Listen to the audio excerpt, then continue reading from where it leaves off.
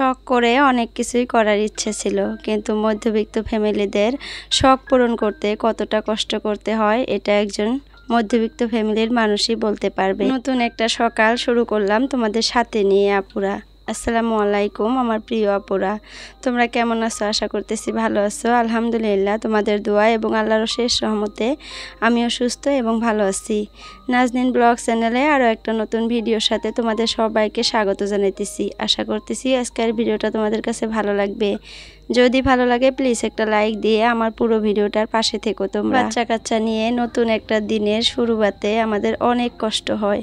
সারাটা দিন কষ্ট করে যখন আমরা রাতে ঘুমাই তখন মনে হয় একটা যুদ্ধে আমরা জয়ী হয়ে আসলাম। এইটুকু কথা হয়তো সবাই বুঝতে পারবে না, কিন্তু আমার মতো যারা আছে গৃহিণীরা তারা কিন্তু ঠিকই বুঝতে পারবে। আমার মতো যারা দুইটা বাচ্চা নিয়ে একা হাতে সংসারের সমস্ত কাজ করে তারা ঠিকই বুঝতে পারবে আসলেই আমরা যুদ্ধে জয় হই না আরও অন্য কিছু। কারণ সারাটা দিন অনেক কষ্ট করে আমরা সংসারে কাজকর্ম করি, বাচ্চাদের খেয়াল রাখি, মনে হয় যে যুদ্ধ করতেছি বাচ্চাদেরকে নিয়ে সংসারের কাজকর্ম করতে।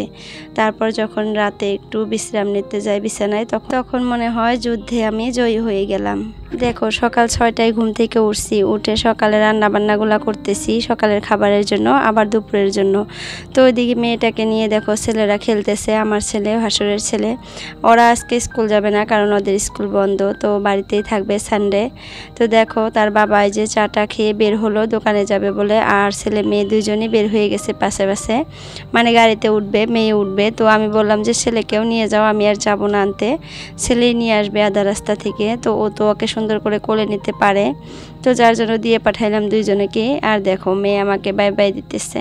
তো ঘরের অবস্থা দেখো কি একটা অবস্থা হয়ে আছে দেখছো। এমনিতে তো আর বললাম না যে নতুন সকাল একটা শুরু হয়, মনে হয় একটা যুদ্ধ শুরু হয় আমাদের জন্য, মানে আমরা হাউস ওয়াইফ যারা আছি তাদের জন্য আর সবার জন্যই। কারণ সারাটা দিন অনেক কাজকর্ম করতে হয়, দিনটা মানেই কাজকর্মে ভরা একটা মানে সময়, আর রাতটা মানে আরামদায়ক বিশ্রামের একটা সময়। তো যাই হোক সবার জন্যই কিন্তু একটা করে দিন, একটা করে যুদ্ধে জয়ী হওয়া, তাই না? তো যার যার কাজের ক্ষেত্রে থেকে শেষে যুদ্ধে জয়ী হয়, এটাই তো আমাদের যেটা কাজকর্ম, ছেলে মেয়েকে নিয়ে সংসারের কাজকর্ম। তো এগুলো আমরা মনে করি যে যুদ্ধে জয়ী হয়ে গেলাম, কারণ আমাদের অনেক কষ্ট করতে হয় ছেলে মেয়েকে নিয়ে সংসারের কাজকর্ম করতে, কিন্তু অনেকটাই কষ্ট হয়।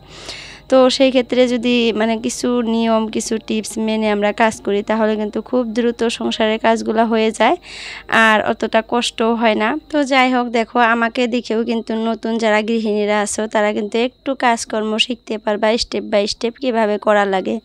তো অনেক আপুরাই কিন্তু আমাকে কমেন্টে বলে যে আপু তোমাকে দেখে আমরা ইন্সপায়ার হই, তোমাকে দেখে কাজ করার উৎসাহ একটু জাগে। তো এই কমেন্টগুলো পাওয়ার পর কিন্তু অনেকটাই ভালো লাগে, কারণ এই যে আমি অনেক কাজকর্ম করি, এগুলা যে তোমাদের সাথে শেয়ার করি কি কি করি সারাদিন, তো এগুলা দেখে যে তোমরা ইন্সপায়ার হও, তোমাদের মনে সাহস হয় কাজকর্ম করার, এটা শুনলে কিন্তু আসলেই ভালো লাগে যে আমি সাধারণ কাজকর্ম করি ঘরের মধ্যে, এগুলা দেখেও কারো ভালো হয়, কারো একটু উপকার হয়। তো এটা তো ভালো লাগার কথাই, তাই না আপুরা বলো? তো যাই হোক ঘরের কাজকর্মগুলাও কিন্তু এটাও কিন্তু খুব বড় কাজকর্ম, যার মানে যার যার জায়গা থেকে তার তার কাজকর্ম অনেকটাই বড় মনে হয়। তো আমরা ঘরের কাজকর্ম করি, আমাদের কাছে এটাই একটু বড় মনে হয়, এটাই ঝামেলা মনে হয়। তো অনেক মানুষই আছে এই কাজগুলো না অনেক কষ্টে আর কি করে, সারাটা দিন মানে করতে পারে না, কষ্ট করে করে। তো আমিও কষ্ট করে মানে করি, কিন্তু একটু সময় কষ্ট করি, কিন্তু আমি সারাটা দিন কষ্ট করি না। সকাল 7টা বা 6টা 6:30টার থেকে শুরু হয়, 10টা 10:30টার মধ্যেই কিন্তু আমার সমস্ত কাজকর্ম হয়ে যায়। তো কিছু নিয়ম আসলে মেনে কাজ করি, স্টেপ বাই স্টেপ কাজ করি, যার জন্য খুব তাড়াতাড়ি আমি সংসারের কাজগুলো করে নিতে পারি।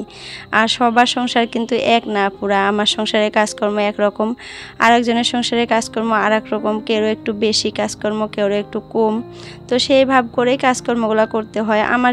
যে মানে দেখো বাইরে কিন্তু অতটা কাজকর্ম নাই, আমার যত কাজ আছে ঘরের ভিতরে, বাইরে জাস্ট উঠানটা ঝাড়ু দেয় এইটাই।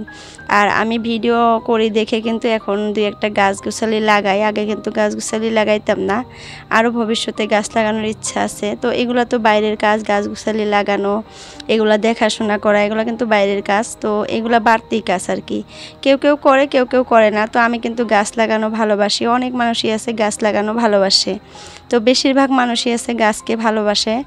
তো যাই হোক আমার আরও ইচ্ছা আছে গাছ গোছালি লাগাবো, মানে ভবিষ্যতে যখন নতুন বাড়িটাতে যাব। তো যাই হোক, এখন তো ঘরের কাজকর্মগুলাই করি। তো বেশিরভাগ মানুষই কিন্তু আমার ভিডিও যারা দেখে তারা কিন্তু এই যে আমার মতোই ঘরে কাজকর্মই করে, বাইরে অতটা করে না আমি দেখি। তো বাইরে যতটা করে ওই যে নিজের শখ আহ্লাদগুলো পূরণ করার জন্য গাছ গুছালি এগুলো লাগায়, এগুলো কিন্তু শখ করেই মানুষ করে।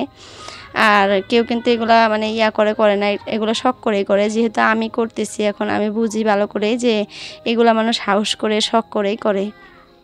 তো যাই হোক, দেখো কথা বলতে বলতে কিন্তু আমি প্রায় কাজকর্ম গুছিয়ে নিছি, কারণ বেডরুমের কিন্তু সমস্ত কিছুই আমি পরিষ্কার করে নিলাম। আসলে সকালে উঠে রান্নাবান্নাটা করে নিলে কিন্তু অনেকটাই হালকা হয় সংসারের কাজকর্ম। তারপরে যেগুলা কাজ থাকে ওগুলা কিন্তু খুব তাড়াতাড়ি স্টেপ বাই স্টেপ করে নিলে কিন্তু পরিষ্কার।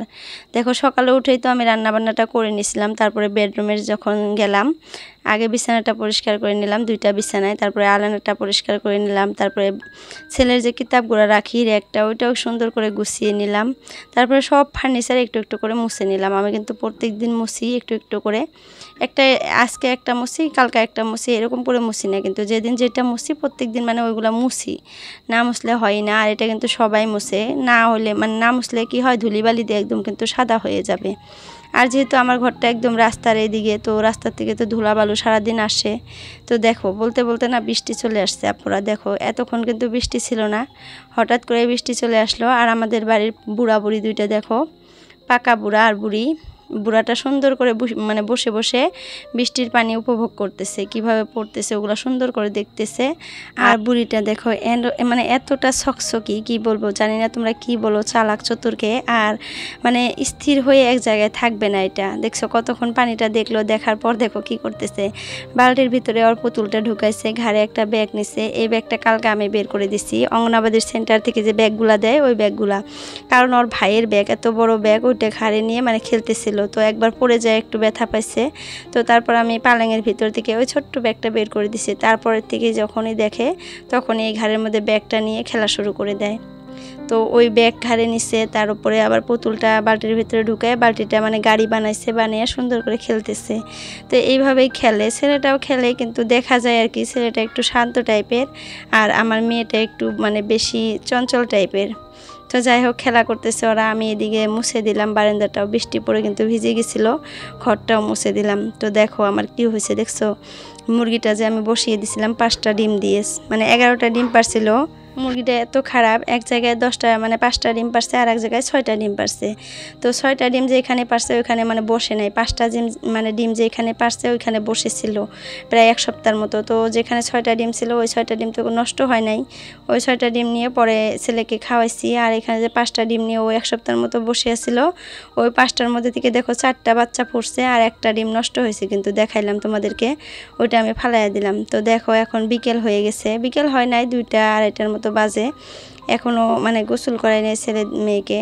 তো বাড়ির পিছনে আসছি বস্তার মধ্যে একটু মাটি ভরাবো, এটা কিন্তু এই যে বাড়তি কাজ দেখছো, ঘরের কাজকর্ম করে সব কিছু করে একটু বসেছিলাম, রেস্ট করলাম, রেস্ট করে তারপরে 2টার মতো বাজে, না পুরা হয়তো মিথ্যা কথা বললাম আমি, মানে মনে ছিল না, মিথ্যা কথাও না, মনে ছিল না। এখন প্রায় 12টার মতো বাজে, কারণ ছেলে মেয়েকে গোসল করাই নাই, আমি কিন্তু 12টার দিকে ছেলে মেয়েকে গোসল করাই। তো এইদিকে আসলাম আমাদের খেতে থেকে আর কি মাটি নেওয়ার জন্য, মাটি নিয়ে গাছ গাড়বো। তো যাই হোক দেখো ভাসুরের ঘরে কিন্তু মানে হোয়াইট সিমেন্ট যে হয় ওইটা মারতেছে মিস্ত্রি। আর আমি এখন আমার ভাসুরের ঘরের ভিতরে যাইয়া তোমাদেরকে আর কি কিচেন ক্যাবিনেটটা দেখাবো। তো এই যে দেখো ফাইনালি লাগানো একদম কমপ্লিট হয়েছে। তো এগুলা কিন্তু কাঠ মিস্ত্রি লাগাইছে, যার জন্য এরকম হয়েছে। আর এগুলা কিন্তু মিস্ত্রি আলাদাই থাকে, ওরা লাগালে কিন্তু অনেক আরও সুন্দর করে লাগায়, ফিনিশিংটা আরও ভালো হয়। ওদের জিনিসপাতি ওরা মানে জানে যেটা দিয়ে লাগান লাগে ওটা ওর দিয়ে লাগায়। তো এটা কাঠ মিস্ত্রি লাগাইছে, ওর মতো করে আর কি লাগাইছে, তারপরেও কিন্তু অনেক সুন্দর হয়েছে। এখন কালার টালার করলে দেখতে অনেকটাই সুন্দর লাগবে। আর উপরের মানে ইয়াটা কিন্তু উঠায় নেই এখনও, প্লাস্টিকটা উপরে একটু পাতলা প্লাস্টিক আছে, ওটা উঠাইলে কিন্তু জিনিসটা একদম চিকচিক করবে, দেখতে ভালো লাগবে। তো যাই হোক কিচেন ক্যাবিনেটটা কেমন লাগছে কমেন্টে জানাইও আপুরা। আজকের জন্য ভিডিওটা এতটুকুই রাখলাম, বাই বাই, আল্লাহ হাফিজ, সবাই সুস্থ থেকো, ভালো থেকো।